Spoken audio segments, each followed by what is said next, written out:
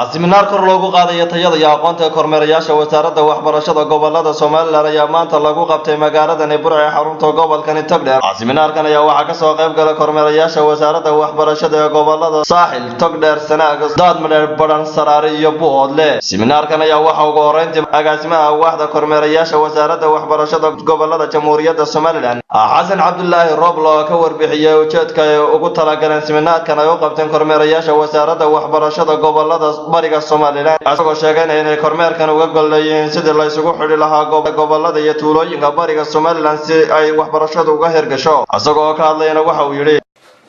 waxbarashada kormeerayaasha gobolada Saaxil, Sanaag, Sool iyo Togdheer Buuhoodle iyo Waduweyne kormeerayaasha ka kala yimid iyadooda kormeerka guud qaybta ka mid ah bixinaysa seminaarka laba xubnood oo ka tirsan agaasiga waaxda dugsiyada sare iyo agaasiga dugsiyada hoose dhexe 9 gudoomiye gobol guud ahaan marka la isku geeyo waxay noqonayaan 5 qof inta imika halkan kaga soo qayb gashay seminaarkan aan ku qabanayna ama aqoon-is-weydaarsiga aan ku qabanayno inta ilaa oo goboladii galbeedna waxay ku galeen hadda ka hor oo soo dhamaaday khamiistii gobolka Awdal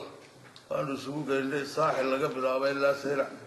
geesta kale waxa iyaguna si isku mid ah uga hadlay seminaarkan loo qabtay kormeerayaasha wasaaradda waxbarashada gobolada bariga Soomaaliland gudoomiyaha wasaaradda waxbarashada gobolka Maxamed Misile iyo wali Saciid Cabdi Jaamac oo ku hadlayay afka kormeerayaasha gobolka Togdheer oo si isku mid ah soo dhaweeyay seminaarkan loo qabtay kormeerayaasha gobolada bariga Soomaaliland kuna amaanay wasaaradda waxbarashada inay kaalin mug iyo miisaaniyad ka qaadanayso horumarinta gobolada bariga Soomaaliland oo kun iyagoo ka hadlaya arintaasi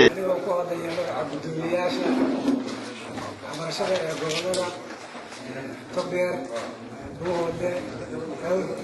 Saraar, Sool, Sanaag, Badhan waxaan aad u soo dhaweynayaa dhammaan kormeerayaasha halkan isugu yimid ee loo qabanayo seminaarkaas oo socon doona 10 maalmood. Bismillaahi Raxmaani Raxiim. Anigoo ku hadlaya afka kormeerayaasha uu kormeerku uga socdo gobolka Togdheer magaalada Burco waxaan ugu horeyn salaamaya agaasimaha guud ee kormeerayaasha Xasan Cabdullaahi waxaan salaamayaa aariyada gobolada ama gudoomiyaasha wasaaradda waxbarashada ee gobolada asigastaba ahaatee seminaarkan ayaa noqonaya mid wax weyn ka tari doona baahida waxbarasho ee ka jirta gobolada bariga Soomaaliland korna u qaadi doonta waxbarashada gobolada bariga Soomaaliland waa Maxamed Cali Axmed Maxamed Kaabe wararka telefishinka madaxa bannaan ee Bulsha TV magaalada Burco.